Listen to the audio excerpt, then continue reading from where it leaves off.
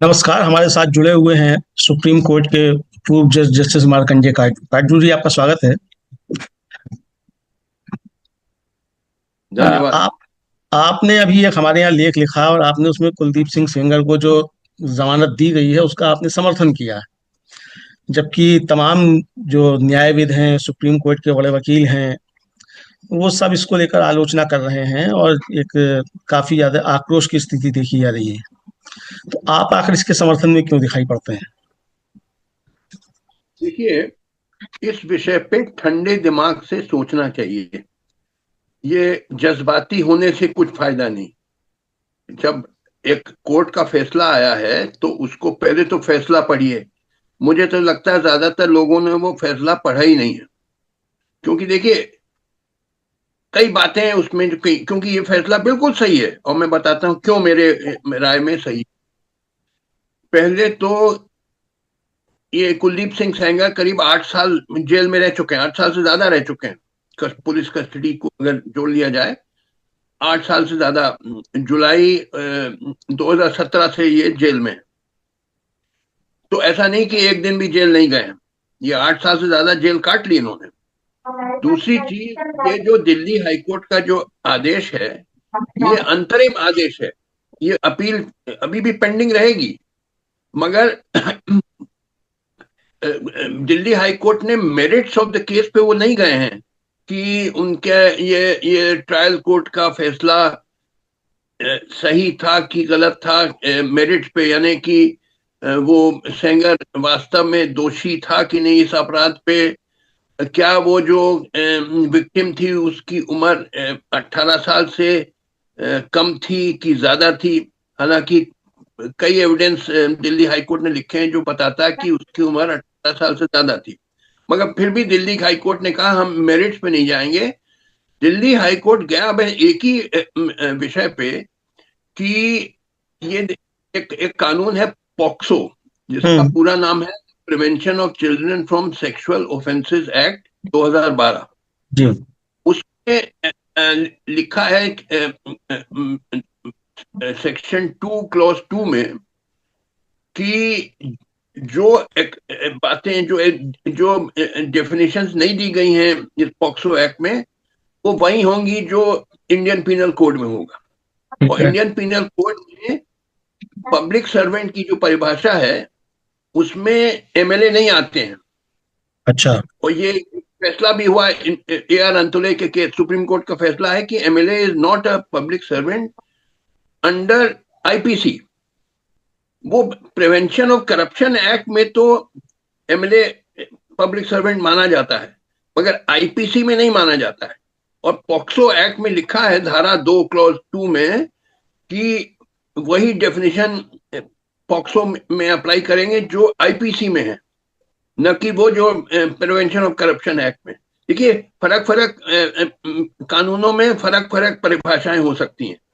हमको देखना है जो इस केस में, जो पॉक्सो केस में क्या भरे।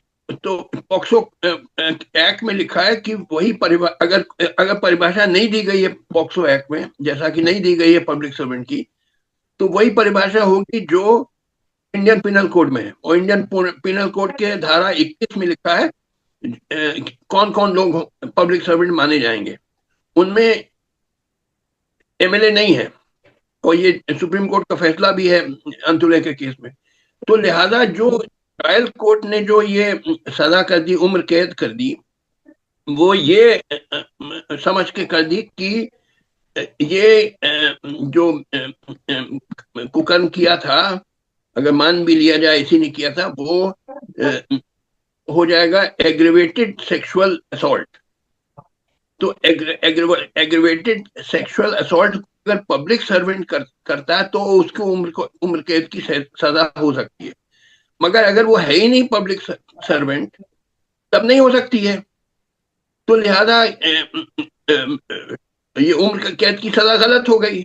ये कहा दिल्ली हाई कोर्ट ने कि आप देखिए क्या सही परिभाषा है पब्लिक सर्वेंट की अंडर पॉक्सो, जिसमें कन्विक्शन हुआ है।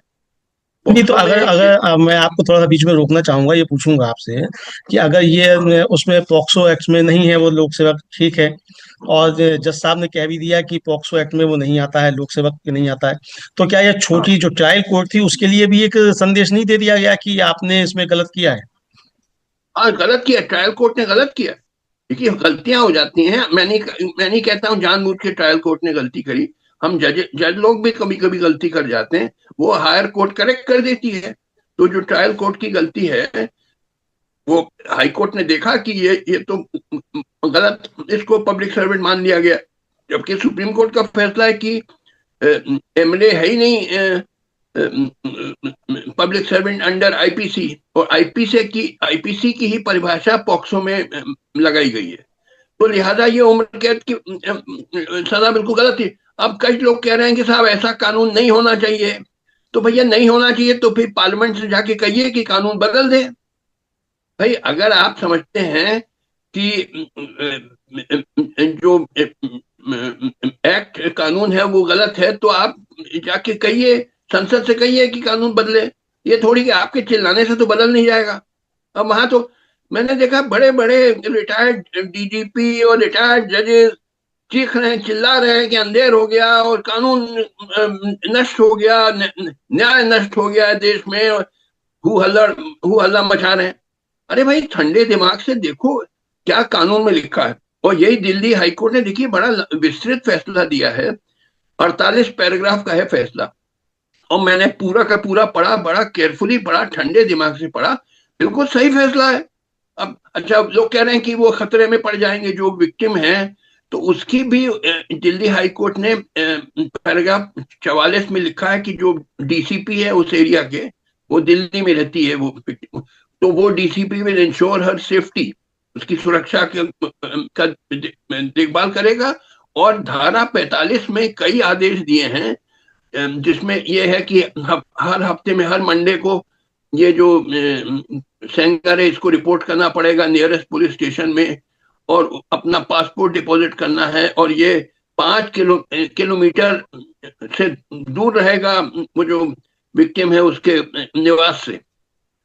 तो पैराग्राफ 45, आप पूरा फैसला तो पढ़िए ना। मुझे लगता है जो लोग निंदा कर रहे हैं उन्होंने पढ़ा ही नहीं है वो फैसला। भाई आपने पढ़ा है? नहीं नहीं आपने मैंने सच सच, अरे भाई नहीं पढ़ा आपने, अब पढ़िए।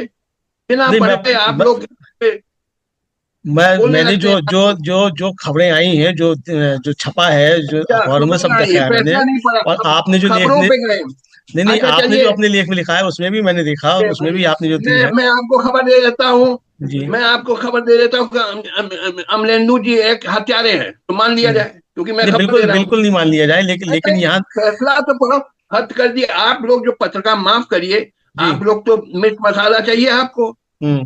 सच्चाई से कोई मतलब, क्योंकि आपको पैसा कमाना है, टीआरपी हम्म। रेटिंग बढ़ जाए, हम्म। आपका सर्कुलेशन बढ़ जाए। तो हम्म। आपको तो है ना, सबसे बड़ा रुपया ना बीबी ना मैया, ये हम्म। आप लोगों का धर्म है हम्म। पत्रकारों का। सच्चाई से कोई मतलब नहीं हो रह गया आप। यानी सोचिए, आप लोग देखिए कहते हैं ना।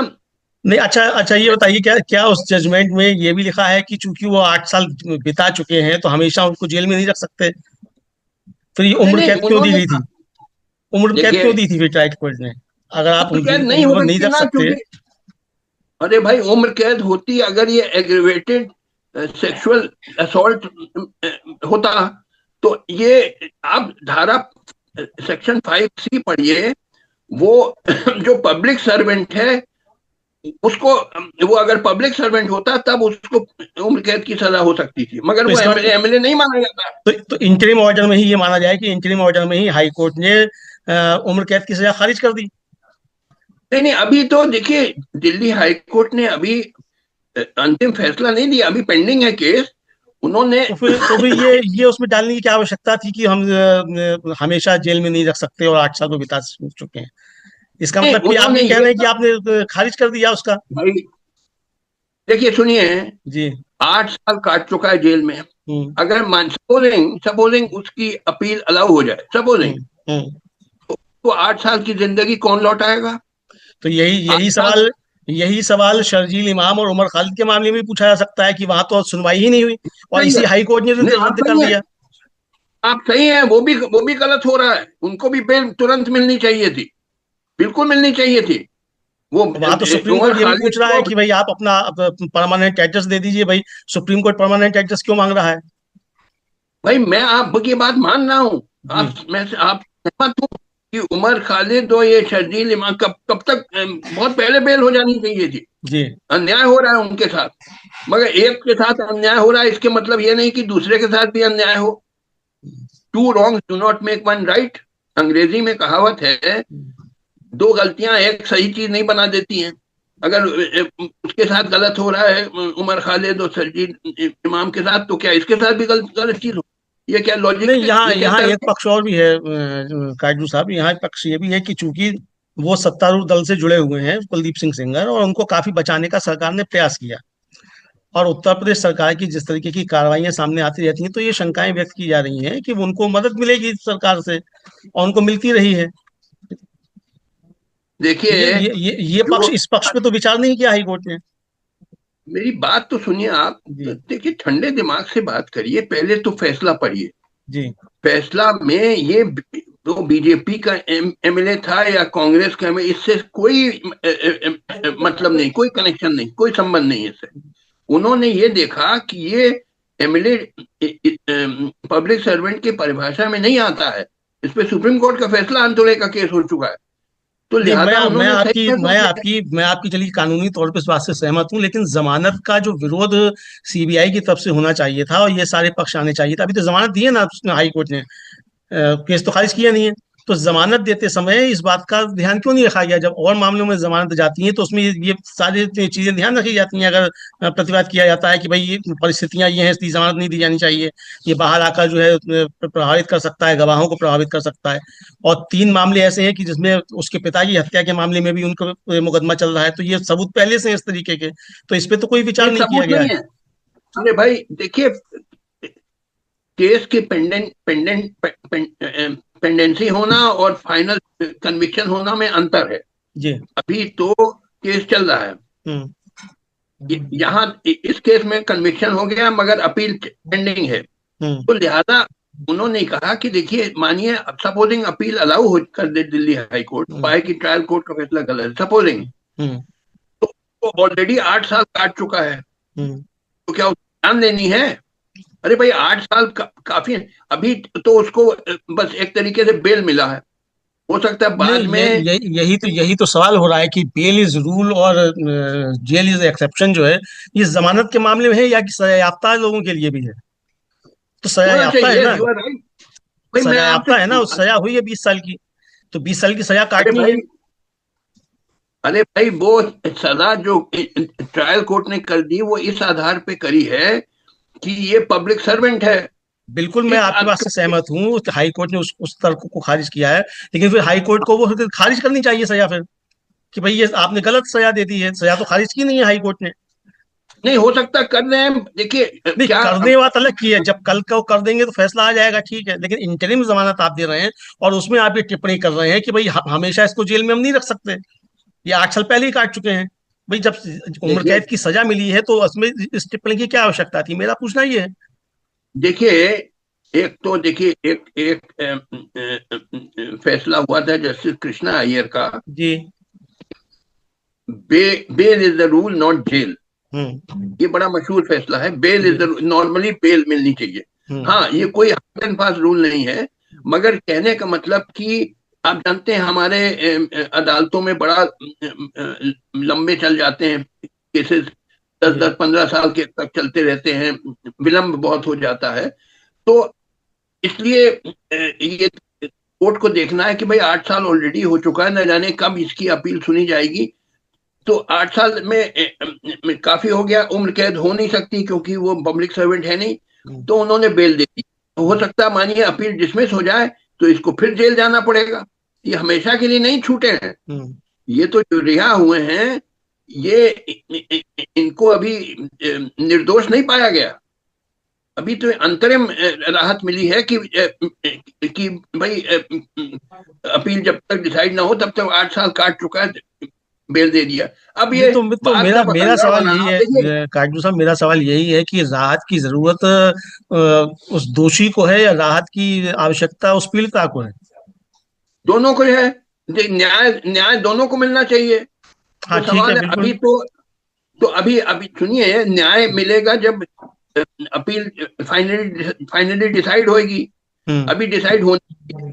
अभी तो अंतरिम व्यवस्था क्या किया जाए, इस पर विचार किया है न्यायाधीशों ने। जी। अंतरिम व्यवस्था, जी। अंतिम व्यवस्था नहीं है, अंतरिम व्यवस्था। हम्म। उन्होंने कहा 8 साल काट चुका है, पब्लिक सर्वेंट है नहीं, तो लिहाजा अभी हम इसको रिलीज करते हैं, और साथ साथ हम उसकी रक्षा के लिए, सुरक्षा के लिए, जो विक्टिम है, हम उन्होंने बड़े लंबे आदेश पारित किए हैं। आप पैराग्राफ 44 और पैराग्राफ 45 में पढ़ लीजिएगा। वो जी। मैंने अपने आर्टिकल में कोट भी किया है। आप हम्म। जो आप ही की हाँ, पत्रिका किया में किया। छपा, जी। तो कोट किया है कि उसको हर हफ्ते नियरेस्ट पुलिस स्टेशन में रिपोर्ट करना है। उसका पासपोर्ट सस्पेंड हो गया, उसको विक्टिम के 5 किलोमीटर रेडियस के अंदर नहीं जाना है, न हम्म। धमकी देनी, ये सब व्यवस्था की गई। उसको 15 लाख देना सिक्योरिटी, हम्म। और अरेंजमेंट किया गया उसकी सुरक्षा के लिए। और जो डीसीपी उस एरिया का है जहां विक्टिम रहती है, उसको सख्त निर्देश दिए गए कि इसकी सुरक्षा करो। हम्म। तो लिहाजा ऐसा नहीं है कि ये इनके ध्यान में नहीं था, जजेस के ध्यान में नहीं था कि इसको सुरक्षा मिलनी चाहिए। उसका भी उन्होंने सारा इंतजाम किया है। मैं समझ नहीं पा रहा हूं कि देखिए, हर बात पे कोई कहे दो दो मिला के चार, तो लगे चिल्लाने। अमलेंदु उपाध्याय कहेंगे नहीं कैसे हो सकता है, ये दो दो मिला के चार कैसे हो, यानी हर बात पे झगड़ा करना, उछलना कूदना, हु हल्ला मचाना, शोर मचाना, ये आदत पड़ गई आप लोग, खासकर पत्रकारों की, कि हर जी। चीज की आलोचना करना। और आपके साथ साथ ये तमाम नेता लोग हैं, अब कांग्रेस वाले, क्योंकि वो बीजेपी का एमएलए है, तो आपको उनकी आलोचना करनी है। अगर नहीं वो नहीं, मानिए कांग्रेस आलोचना बीजेपी का ऐसी आलोचना नहीं करनी है, चूंकि बीजेपी की सरकारों में जिस तरीके के रवैये सामने आते हैं तो आलोचना का कारण है। अब उत्तराखंड का अंकिता भंडारी मामला है, वहां भी एक बीजेपी के नेता का नाम आ रहा है, बीजेपी के नेता ही जो है वो खुद बता रहा है कि बड़ा व्यक्ति इसमें शामिल है। कुलदीप सिंह सेंगर का मामला, स्वामी चिन्मयानंद का जो था वो तो केस सरकार ने वापस ही ले लिया। आप बताइए, क्या बलात्कार के केस वापस लिए जाते हैं? सरकार ने वापस लिया, उत्तर प्रदेश की सरकार ने, तो आलोचना क्यों नहीं ये, होगी इसकी? ये मैंने अभी ऑलरेडी कह दिया है कि two wrong don't make one right. जी। अगर कहीं और गलती की है, इसके मतलब कि यहाँ भी गलती हो, ये कोई तर्क नहीं है। हम्म। मैं ये कह रहा हूँ, मैं ना, आप जानते हैं मैं ना बीजेपी का आदमी हूँ ना कांग्रेस का आदमी नहीं हूँ, नहीं, बिल्कुल बिल्कुल बिल्कुल। निष्पक्ष हूँ। मैं सेकुलर आदमी हूँ, और मैं नॉन पॉलिटिकल हूँ, मुझे जी। राजनीति से कोई मतलब नहीं। मैं सिर्फ कानून देखता हूँ, क्योंकि वो जी। कानून का मैं विशेषज्ञ हूँ। 20 साल वकील रहा, 20 साल जज रहा हाई कोर्ट, सुप्रीम कोर्ट में। जी। तो मैंने कानूनी विश्लेषण किया है इस जी। ऑर्डर का, और बड़ा विस्तार। अगर आप पूरा मेरा लेख पढ़िए, जी। मैं बड़ी गहराई में गया हूँ, सारा हर पहलू मैंने देखा है, तब मैंने जी। कहा बिल्कुल ये फैसला बिल्कुल सही है। जी। ये ठंडे दिमाग से उसको जांचना चाहिए ना। ये जी। थोड़ी कि आप लगे चिल्लाने। अब वो एक रिटायर्ड डीजीपी साहब हैं, हाँ, वो वो तो। आए और चिल्लाने चीखने लगे, अरे अंधेर हो गया, और ऐसा बुरा फैसला कभी देखा ही नहीं है। अरे तुमने फैसला पढ़ा भी है? हम्म। मुझे तो बड़ा शंका है कि, बड़ी बड़ी शुबा है कि उन्होंने फैसला पढ़ा। और तब एक एडवोकेट सुप्रीम कोर्ट, वो लगे चिल्लाने कि इतना बुरा फैसला कभी नहीं देखा। और ये कांग्रेस वाले तो चिल्लाएंगे ही, हम्म। कांग्रेस वाले लोग, क्योंकि वो बीजेपी का एमएलए, तो आपको हम्म। बुराई करनी है। हम्म। अरे भाई, वो सब छोड़ो, देखो कि कानूनी बात क्या है, सही बात कानून में, सही बात क्या है। वो देखिए, कानून में और मोरालिटी में अंतर होता है, हम्म। आप समझे ना। जी। हमको कानून के हिसाब से देखना है ये फैसला सही है कि नहीं। और मैंने अपने कारण दिए, तर्क दिए कि क्यों ये फैसला मैं सही मानता हूं। तो अच्छा, मेरे तो तर्क में क्या गलती है? हाँ, तो एक सवाल ये पूछ लूंगा आपसे कि अगर ये फैसला मान लीजिए, जैसे आप कह रहे हैं कि कानून के आधार पर सही है, और ये सुप्रीम कोर्ट हाँ, में भी जाके अगर ये ठीक हो जाता है कि कानून के आधार पर सही है, भाई लोक सेवक नहीं है पॉक्सो में वो, तो क्या फिर सारे जो ये एमएलए हैं इनको छूट मिल जाएगी पॉक्सो के अंतर्गत अधिकार करने की फिर, और सजाएं नहीं होंगी? ये तो कानून बदल दीजिए। हम्म। अबे, आप ये पार्लियामेंट के पास हो, कहिए कि ये गलत कानून है, कानून बदलिए। मगर हम्म। जब तक कानून है, आपको कानून के अनुसार ही तो चलना है ना। हाँ। आप ये इतना ही कह सकते हैं ये कानून गलत है, और हम्म। एमएलए को भी होना चाहिए पॉक्सो के अंडर। ठीक है, आपकी बात सही हो सकती है, मगर इसके लिए फिर कानून बदलना का पड़ेगा। परिवर्तन करना पड़ेगा। यानी ये जो काम मैं मोदी जी को करना होगा फिर, मतलब मोदी जी पे दबाव बनाना होगा कि वो कानून जो बदले। जो कहें, मैं कह रहा हूँ कानूनी बात करिए। आप मोदी को गुजर दिए बीच में, या कहीं किसी को डाल दिए बीच में। अरे जी मैं कानूनी बात करिए कि देखिए, अगर आप चाहते हैं कि पॉक्सो में पब्लिक सर्वेंट की परिभाषा में एमएलए भी आ जाए, जी तो विधायिका से कहिए कि कानून बदले, जी गलत कानून, मगर जब तक कानून है आपको मानना पड़ेगा। जी। ये तो कोई बात नहीं हो कि आपको कानून अगर अच्छा नहीं लगे तो आप कहते हैं हम नहीं मानेंगे। ये कैसे कह सकते हैं आप कि कानून नहीं नहीं, मुझे नहीं अच्छा कानून लगता? जब कानून है वो तो कानून मानना पड़ेगा। आपकी बात सही है, कानून मानना पड़ेगा, लेकिन जो मतलब मेरा सोचना था वो यही था कि जब ये इंटरिम ऑर्डर आया और इंटरिम ऑर्डर में जब ये बात कही गई कि ये नहीं है, तो इसका मतलब कि आपने उसको खारिज किया ट्रायल कोर्ट के आदेश को। और लेकिन आपने उसे खारिज भी नहीं किया, तो या तो आप उसे खारिज कर देते, आपने जमानत देते समय जब ये बात कह दी, तो ये थोड़ा प्रश्न चिन्ह लगाता है। नहीं नहीं, देखिए ये तो आपने मेरिट तय अपील, कर दी ना फिर, ये तो कि ये कानून नहीं हुआ। नहीं, ये अंतिम आदेश नहीं है, ये हम्म। अंतरिम आदेश है। हाँ, अंतरिम अभी ही हो कह रहा हूँ मैं, सकता है। अंतरिम इंटरिम ऑर्डर है। तो इंटरिम हाँ, ऑर्डर तो में अगर इंटरिम आपने ये ऑर्डर कह में दिया, हाँ इंटरिम ऑर्डर में अगर आपने ये कह दिया कि भाई ये पॉक्सो के अंतर्गत लोक सेवक नहीं है, तो आपने इसका मतलब तय कर दिया कि नहीं तय किया। ये गलत गलत नहीं नहीं नहीं, सजा गलत मिली बात है। आप कर रहे हैं। हम्म। तय होगा जब अंतिम फैसला होगा।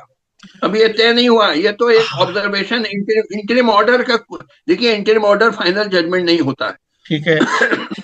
जजमेंट में जो कहना है वो कहा जाएगा। तो ये जो नहीं, इंटरिम लेकिन ऑर्डर के जमानत जो जमानत देने के लिए तो इसी को आधार बनाया है ना। समस्या ये है कि जमानत देने के लिए इसी को जमानत, आधार बनाया है।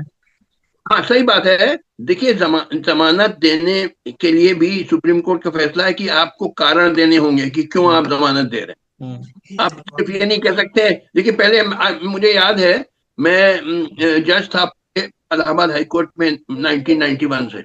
जी।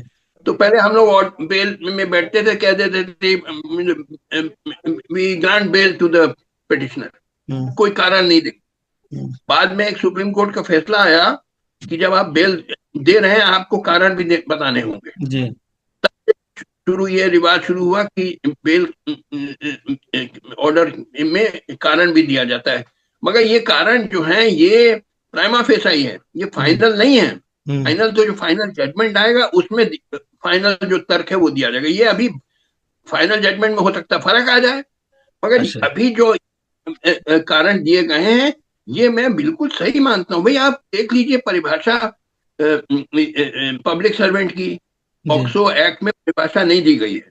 हम्म। पॉक्सो एक्ट में कहा गया कि जो चीजों की परिभाषा हम नहीं दे रहे हैं कानून में, वो उनकी वही परिभाषा होगी जो इंडियन पिनल कोड में है।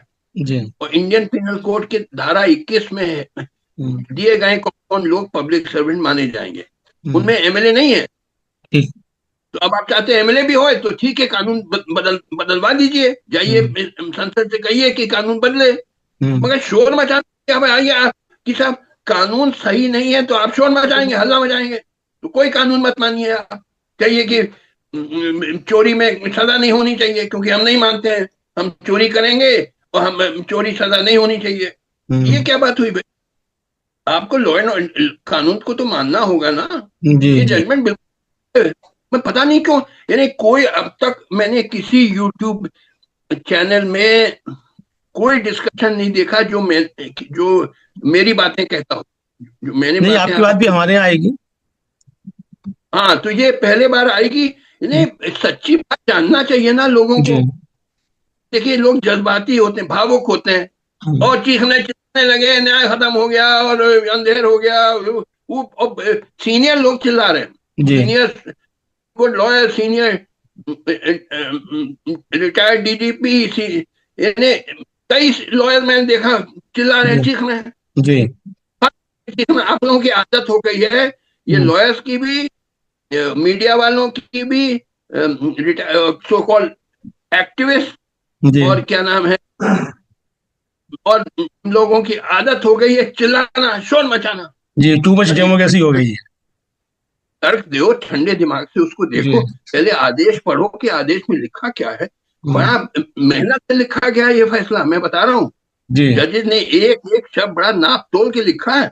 आप पढ़िए, आपने इंदु उपाध्याय जी ने फैसला नहीं पढ़ा है, मुझे पूरा यकीन। नहीं, नहीं तो पूरा मैं फैसला ऐसी नहीं बात, पढ़ा मैंने आपने जो सुना है, दिया आपने वो खबरें पूरा सुनी पढ़ा है, मैंने, जो आपने बाकी कोट किया आपने गया वो पढ़ा। खबरें सुनी है, आपने खबरें सुनी है। मान ली अगर खबर आ जाए कि अमलेंदु उपाध्याय ने एक हत्या की है, तो आपको मानना होगा, क्योंकि खबर आई है। नहीं, खबर खबरें नहीं मिल आई है। जाती हैं ना। खबर नहीं अरे आई है। हालांकि अब तो सुप्रीम कोर्ट भी कह रहा है कि खबर पे हम किसी को नोटिस इशू नहीं कर सकते। एसआईआर के मामले में जस्टिस सुलकान ने की टिप्पणी तो कि आप किसी लोग क्यों अखबार कर में रहे कुछ हैं? छप गया तो आप उसको नोटिस नहीं इशू ठीक कर है, सकते। आप लोग अब मीडिया वालों को भी थोड़ा सा जिम्मेदार जिम्मेदार होना चाहिए। जी। आपसे देश उम्मीद करता है कि आप हम लोग को सही बात बताइए, ठंडे दिमाग से बताइए। ये थोड़ी कि आपको टीआरपी कमाना है और सर्कुलेशन बढ़ाना है, तो मिर्च मसाला देना है आपको, हम्म। सेंसेशन, जी। उछल कूद मचाओ, तभी देखेंगे लोग आपका चैनल। वो जैसे आपके हमारे अर्नब गोस्वामी क्या करते हैं, हर हम्म। चीज में शोर मचाना शुरू कर देते हैं, हम्म। बोलने नहीं देते हैं किसी को। तो खूब बढ़ रहा है उनका रिपब्लिक टीवी हम्म। बहुत अच्छा, लोग तालियां बजा रहे हम्म। हैं। तो लिहाजा ये गलत तरीका है। मैं आई डोंट अप्रूव ये जो तरीका है आप लोगों पर। आपको अपना तरीके बदलने होने, पत्रकारों को अपने तरीके बदलने चाहिए कि आप हाँ, लोग पत्रकारों को तरीका बदलना चाहिए। बिल्कुल आप सही कह रहे हैं, हम भी इससे सहमत हैं, पत्रकारों को अपना तरीका बदलना चाहिए। लेकिन सवाल भी उठते रहने चाहिए काजू साहब। अगर सवाल नहीं बिल्कुल उठेंगे सवाल तो उठे। फिर। अरे भाई, मैंने मुझसे ज्यादा सवाल कौन पूछता है? जी। आप जानते हैं, जी। मैंने किसी का ना छोड़ा, ना बीजेपी को छोड़ा, ना कांग्रेस को छोड़ा, ना किसी पार्टी को छोड़ा। मैं सबकी आलोचना करता रहता हूँ, सवाल पूछता रहता हूँ। आप मेरा जानते हैं, बैकग्राउंड जी। जानते जी। हैं। जी हाँ। जी हाँ। मैं एक तरफा में बोलता नहीं, मैं न्यूट्रल, मैं किसी पार्टी से मेरा संबंध है नहीं, जी। किसी पॉलिटिकल पार्टी से। जी। मैं देश के हित में बातें करता हूँ। जी। तो मैं कभी बीजेपी की निंदा करता हूँ, कभी कांग्रेस की निंदा करता हूँ, कभी अन्य पार्टियों की निंदा करता हूँ। तो मैं तो निष्पक्ष हूँ, जी हाँ। जो सही मैं कहता हूँ। मगर मैं जो बात कहूँ, आप न माने उनको, आपको हम्म। अधिकार है मेरी बात न, मगर फिर आप अपना तर्क दीजिए, जी। बताइए मेरे तर्क में गलती क्या है। हम्म। ये थोड़ी कि आप शोर शराबा करना, शोर हम्म। मचाना शुरू कर दें, हल्ला मचाना शुरू कर दें। हम्म। अरे आप अपना, मेरा तर्क आप नहीं सही मानते, आप अपना तर्क दीजिए हम्म। ठंडे दिमाग से, जैसे मैं बोल रहा हूँ। मगर आप लोग तो भाई जज्बाती हो जाते हैं, भावुक हो जाते हैं कि अरे अंधेर हो गया और आसमान टूट पड़ा, न्याय व्यवस्था पूरी खत्म हो गई और ये हो गया वो हो गया, चीख रहे हैं, चिल्ला रहे हैं। जितने यूट्यूब चैनल में देख रहा हूँ, अभी जी। भी देख रहा हूँ, जी। हर एक यही कर रहा है। हम्म। उसमें लॉयर, जिनसे उम्मीद थी कि वो तो कम से कम सही बात करें, हम्म। कानूनी विश्लेषण करें, मगर वो शोर मचा रहे हैं, हल्ला मचा रहे हैं। नहीं, असल रिटायर्ड में असल में रिटायर्ड दिक्कत ये हो जाती है काजू रिटायर्ड साहब की, अदालतों से भी कुछ फैसले और कुछ टिप्पणियां ऐसी आ जाती हैं जिन पर सवाल उठना बहुत ज्यादा जरूरी होते हैं। अब जैसे सही बात जयपुर है। हाई कोर्ट के एक जज साहब का आ गया कि साहब वो मोरनी जो है वो मोर के आंखों से जो आंसू निकलते हैं उससे गर्भवती हो जाती है। अब ये हाई कोर्ट का फैसला नहीं तो नहीं हो सकता, लेकिन ये नहीं नहीं, आया। आपकी बात से मैं सहमत हूँ, जी। आपकी बात से सहमत हूँ। जी। इस तरह के फैसले जो आपने बताया, बिल्कुल बेवकूफी के फैसले हैं और इनके इनकी निंदा करनी चाहिए। मैं भी निंदा कर, इसी तरीके से भंवरी आपकी बात देवी का बिल्कुल जो सही है। बलात्कार का केस था, उसमें आ गया कि ऊंची जाति का व्यक्ति जो है वो नीची जाति की महिला के साथ बलात्कार कैसे कर सकता है। तो तो ये। ये सब देखिए, ये गलत बातें, इनकी निंदा होनी चाहिए। मैं जी। आपसे सहमत हूँ, जी। मगर ये थोड़ी कि हर चीज की आप निंदा करेंगे। नहीं, ठीक है, हर चीज की निंदा नहीं, तो लेकिन जो आपकी आदत पड़ गई पहलू है। निंदा करनी, हर चीज। कोई कहे दो दो मिला के चार, तो आप उसकी निंदा शुरू कर देंगे। हम्म। कैसे कह दिया दो दो मिला के चार? जी। हर जी। चीज पे आप तो नेगेटिव, आप पूरा, आपका दिमाग नेगेटिव हो गया हर चीज, जी। क्योंकि वो मिर्च मसाला, उससे सबसे बड़ा रुपया, न बीबी न मैया। हम्म। आपको तो चिंता, टीआरपी की रेटिंग हम्म। कैसे बढ़े, ये। आपको चिंता सर्कुलेशन कैसे बढ़े, पैसा हम्म। कैसे, हम्म। यही आप मन में है। सत्य से कोई मतलब नहीं। हम्म। अब माफ करिए कि ज्यादातर आप पत्रकार लोगों को सच्चाई से कोई मतलब नहीं है। हम्म। आपको इससे मतलब कैसा, कैसे पैसा कमाएं, बस यही हम्म। आपका एक धर्म यही रह गया। जी। जिसकी मुझे, जिससे मुझे ऑब्जेक्शन है। हम्म। आपका नहीं, आपका काम है ऑब्जेक्शन अपनी जनता जगह को सही है। सही, आपका काम है जनता को सही बात बताना। हम्म। आपका बड़ा महत्वपूर्ण भूमिका है, खासकर आजकल भारत में, कि जनता को सही तथ्य बताना। जी। करने योग्य है, बिल्कुल निंदा कीजिए, हम्म। मगर जो निंदा योग्य नहीं उसकी भी आप निंदा करेंगे? ये हम्म। आप लोगों की आदत, हर चीज की निंदा करें। ये फैसला निंदा जो है नहीं, अगर आप, समीक्षा विवेचना तो होगी ना। भाई पत्रकार अरे है तो काम क्या है, पत्रकार यही ना कि अगर कोई फैसला आया है तो उसकी समीक्षा भी की जाए। अगर बिल्कुल उसमें कुछ करिए, इफेक्ट फैक्ट्स है तो वो आए, तो वही इफेक्ट्स हम तो करते हैं। हम तो ना बिल्कुल निंदा विश्लेषण कर रहे हैं करिए ना समर्थन कर रहे हैं, और हम तो कानूनी सवाल जो है वो पूछ रहे हैं। कानूनी सवाल ही हमने पूछा, उस पर आपने भी उनको कहा कि पूछिए, इंटरिम ऑर्डर है, खारिज बिल्कुल नहीं किया पूछिए उन्होंने। आप जी। सवाल। ओहो, बिल्कुल पूछिए सवाल, मगर पहले आदेश पढ़ तो लीजिए। जी। क्या करना, सवाल पूछना ये बाद में होगा, जब पहले आपने ऑर्डर पढ़ा ही नहीं है। हम्म। अमलेंदु उपाध्याय बिल्कुल नहीं पढ़ा ऑर्डर, हम्म। सुना खबर नहीं है किसी से कि ऐसा ऑर्डर हो गया हम्म। है खबर के आधार पे बोलना शुरू कर दिया। अरे हम्म। भैया ये, आपको गूगल पे जाइए, आपको पूरा मुझे मिल गया। कहाँ से मिला? आसमान से तो नहीं टपका मेरे ऊपर। गूगल में मैं गया, गूगल में पूरा आदेश मिल गया मुझे। हम्म। मैं एक एक शब्द मैंने पढ़ा। 48 पैराग्राफ का ऑर्डर है, आप पूरा पढ़िए, ठंडे दिमाग से पढ़िए। हम्म। वो बताइए कौन सी गलत बात कही उन्होंने? हम्म। एक बात भी गलत नहीं कही। बड़े ठंडे दिमाग से उन्होंने पूरा विश्लेषण किया। उन्होंने कहा ये पब्लिक सर्वेंट है ही नहीं, तो कैसे वो सजा हो सकती है जो पब्लिक सर्वेंट को ही हो सकती है? हम्म। एग्रेवेटेड नहीं सेक्सुअल। तो बस मेरा मेरा तो सवाल यही है कि मैं आपकी इसी बात पे आता हूँ कि अगर पब्लिक सर्वेंट को ही सजा हो सकती है तो फिर ये सजा खारिज करनी चाहिए थी हाई कोर्ट को, इस पे ये टिप्पणी नहीं करनी चाहिए थी। मेरा कहने का मतलब ये है कि जब आप ये कह हो रहे हैं कि ये सकता है। सजा सजा गलत हुई है तो आप उसको सजा को खारिज कीजिए। आपने अरे इंटरिम भाई, ऑर्डर में ये बात डाल दी। अरे भाई हो सकता है यही जो इंटरिम ऑर्डर में बात कही नहीं गई है हो सकता है, अंतिम। अब बात अलग है। देखिए अब जैसे आपने कानून की बात कही तो कानून हो सकता है पे नहीं चलेगा ना। कानून कानून पे चलेगा, तो आपको पहले सजा को खारिज करना था। सजा आपने खारिज अरे नहीं भाई की। खारिज होगा। ओफो, अभी तो अंतरिम आदेश देगा। जो अंतिम आदेश आएगा वो कब हम्म। आएगा मैं नहीं कह सकता हूँ, मगर अभी उसने अप्लाई किया कि मैं 8 साल काट चुका हूँ, अब मुझे हम्म। छोड़िए। हम्म। तो उसके बैलेंस करना पड़ता है। हम्म। एक तरफ तो हो सकता है कि वो कन्विक्ट हो, वो ट्रायल कोर्ट का फैसला अपहोल्ड कर दे दिल्ली हाई कोर्ट। हम्म। दूसरी ये संभावना है कि हाई कोर्ट उसको रद्द कर दे, हम्म। ट्रायल कोर्ट का फैसला। दोनों संभावनाओं अभी संभव है।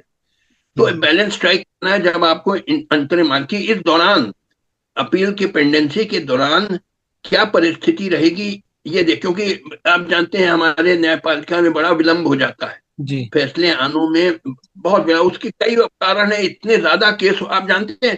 5 करोड़ केसेस हैं हमारे जी हाँ। जी। न्यायपालिका जी। में। अगर यानी 365 साल कोई नया फैसला न पारित किया जाए फिर भी पेंडेंसी नहीं खत्म होगी, जी। इतने ज्यादा तो आ जी। गया। तो बड़ा विलंब हो जाता है हम्म। फैसले देने में। हम्म। तो मगर इस दौरान क्या अंतरिम व्यवस्था किया जाए ताकि हम्म। दोनों का हित हो, न्याय हो जाए दोनों के लिए। उन्होंने कहा 8 साल काट चुका है भाई, ऑलरेडी 8 साल काफी होता है, फिलहाल हम उसको छोड़ रहे हैं। मगर जी। बाद में हो सकता है वो ट्रायल कोर्ट का फैसला सही मान ले, उसको उम्र कैदी हो जाए। जी। मगर इन बिटवीन एक व्यवस्था करनी ना, क्योंकि मानिए वो अपील अलाउ हो जाए हम्म। और ट्रायल कोर्ट फैसला रद्द हो जाए, हम्म। तो उसके इतने ऑलरेडी 8 साल हम्म। बीत गए हैं, और 10 साल 18 साल बीत जाएंगे। तब कौन उसके 18 साल रिस्टोर करेगा? देखिए हम्म। बहुत सारे केसेस आए हैं, आपने देखे होंगे हम्म। कर मुसलमानों के, जहां 20-20 25-25 साल काट लिए जेल में, और तब पाया गया कि बेगुनाह है, जी। निर्दोष है। जी। अब वो 25 साल कौन लौटाएगा उसको? हम्म। बिल्कुल। ये भी आपको देखिए बैलेंस करके चलना पड़ेगा, हम्म। दोनों पक्षों की बात सुननी होगी। ठीक है, न्याय में विक्टिम को भी न्याय मिलना चाहिए, मगर ये भी होना चाहिए कि जो मुजरिम है उसको भी न्याय मिले, कि सही फैसला हो कि वो दोषी है कि नहीं दोषी है। तो जी। लिहाजा अंतरिम एक व्यवस्था की गई है, ये अंतिम व्यवस्था नहीं है। अब जी। जी। अंतिम व्यवस्था क्या होगी देखना होगा आगे चल। जी। बिल्कुल सही करे, बिल्कुल दिल्ली हाई कोर्ट को मैंने मैंने मैं एक ही बताऊं, जी। मैंने आपका जो आपने जो छापा है मेरा जी। लेख, जी। जी। दिल्ली हाई कोर्ट के चीफ जस्टिस उपाध्याय है उनका नाम। हम्म। वो हम्म। इलाहाबाद में वकील, जब मैं वहां जज था मेरे सामने अपेयर होते थे अक्सर, जी। जी। वकील जी। थे जी। वो जी। Chief justice. तो उनको मैंने भेजा आपका, आप हम्म। जो आपने छापा है लेख जी। जी। जी। में, हम्म। और जी। मैंने अभी फोन पे बात भी करी। जी मैंने कहा ये सब जजेस को ये शेयर कर लो, ये मेरा लेख। जी और खास वो दो जज, जस्टिस प्रसाद और जस्टिस शंकर, जी जो जिनका फैसला है, हम्म, उनको खास जी ये दे दो और कह दो मुझसे बात कर लें फोन से, या हम्म, तुम को मुबारकबाद देना जी चाहता हूँ, जी क्योंकि उन भी बहुत बेचारे परेशान होंगे कि हम्म निंदा हो रही है हर हर तरफ से। हम्म, तो मैं उनको थोड़ी सांत्वना देना चाहूंगा जी कि देखो, घबराओ नहीं, तुमने सही फैसला दिया है, हम्म, मैंने पूरा पढ़ा है, और ये हम्म, मैंने लेख भी लिखा। मैं उनसे बात करके उनको मुबारकबाद दूंगा कि तुमने जी सही फैसला दिया। जी। ये चलिए जस्टिस काजू से साहब मैंने आपका कहा, हाँ, पे भी कह दिया। जी जी बहुत बहुत शुक्रिया, आपने समय निकाला बात करने के लिए। तो धन्यवाद आपका। Thank you. धन्यवाद।